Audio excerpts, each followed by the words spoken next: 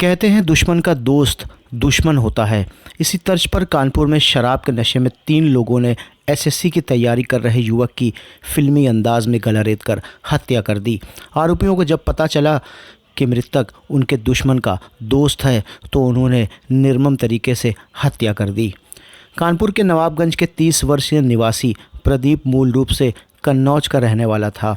वे कानपुर में किराए पर कमरा लेकर एसएससी की तैयारी कर रहा था। पुलिस के अनुसार प्रदीप रविवार रात को शराब पीकर पैदल जा रहा था। तभी ई रिक्शा से इलाके में रहने वाले सूरज, अंकुर और ललित शराब पीकर निकल रहे थे। प्रदीप ने गाली देकर आरोपियों को रोका तो उनके बीच झगड़ा होने लगा। जब आरोपियों को ये पता चला कि प्रदीप की दोस्ती उनके दुश्मन देवा से है तो उन्होंने प्रदीप का गला रेत कर उसकी हत्या कर दी। हत्या के बाद आरोपियों ने गंगा बैराज से बिठूर जाने वाले रोड पर एटा से समाजवादी पार्टी के पूर्व विधायक राजेश्वर सिंह के फार्म हाउस के बाहर शव को फेंक दिया। फार्म हाउस के सिक्योरिटी गार्ड ने घटना की जानकारी पुलिस को दी। सूचना पर पहुंची नवाबगंज थाना पुलिस ने एक आरोपी को पकड़ लिया जबकि 2 अन्य युवक भाग गए, लेकिन पुलिस ने थोड़ी देर बाद दबिश देकर उन्हें भी अरेस्ट कर लिया। तीनों के खिलाफ हत्या की रिपोर्ट दर्ज की है।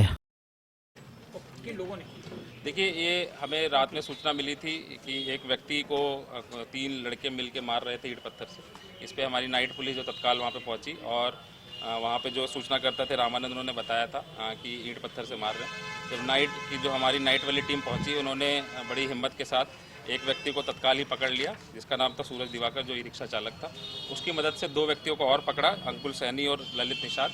इन तीनों ने रात में शराब के नशे में ई रिक्शा में जो मृतक है प्रदीप सिंह, उसके साथ लड़ाई झगड़ा किया और फिर बाद में उसको सुनसान जगह पर लाके उसकी हत्या कर दी थी। देखिए, 3 लोग जैसा मैंने बताया, सूरज दिवाकर, अंकुल सैनी, ललित निषाद। जिसमें सूरज दिवाकर वो ई रिक्शा चालक है, अंकुल सैनी इसका दोस्त है और अंकुल सैनी का दोस्त ललित निषाद है जो कि यहाँ पे काम करता है, गंगा बैराज पे खाना बनाने का काम करता है। इन तीनों ने ही रात में शराब लगभग 9:30 बजे के आसपास पी और फिर बाद में जो मृतक है उसको अपने ई रिक्शा में बिठाया और काफ़ी देर तक इधर उधर घुमाते रहे, लड़ाई झगड़ा आपस में करते रहे। इसमें एक खास बात ये पता चली कि ललित निषाद का एक व्यक्ति से लड़ाई झगड़ा था, देवा करके, और उसी की रंजिशन में जब इसको पता चला कि ये दोस्त है इसका, तो इन तीनों ने मिलकर उसकी हत्या कर दी।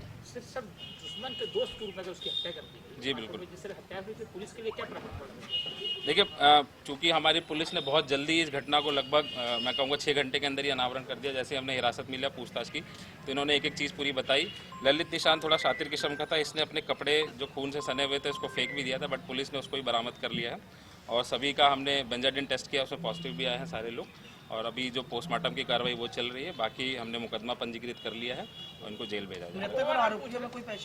देखिए, नहीं, अभी तक ये चीज़ नहीं पता चल पाई क्योंकि जब हमने डिटेल में पूछताछ करी तो तीनों ने ही मना किया कि व्यक्ति को हम नहीं जानते थे, बट चूंकि एक कॉमन लिंक जो देवा करके निकल के आया है वो ललित का दोस्त था और उसी के कारण इन्होंने प्रदीप की भी हत्या कर दी।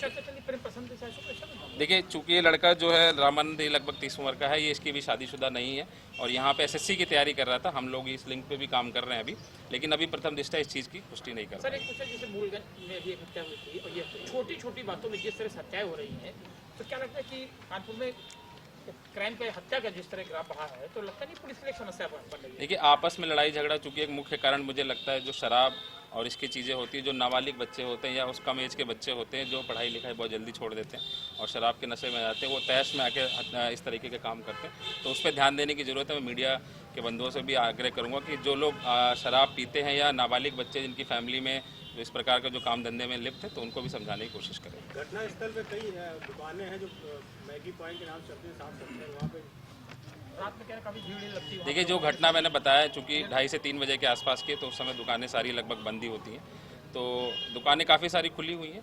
वो जिनकी आपस में आसपास खेत है वो लोग अपनी दुकानें चलाते हैं, बट उस समय पे दुकानें सारी बंद क्या कहाँ रहती है रिक्शा से तीनों बैठे? जैसा मैंने बताया, इस व्यक्ति को पकड़ के बिठा के, क्योंकि कहाँ जा रहे थे? रिक्शा रोका आपने?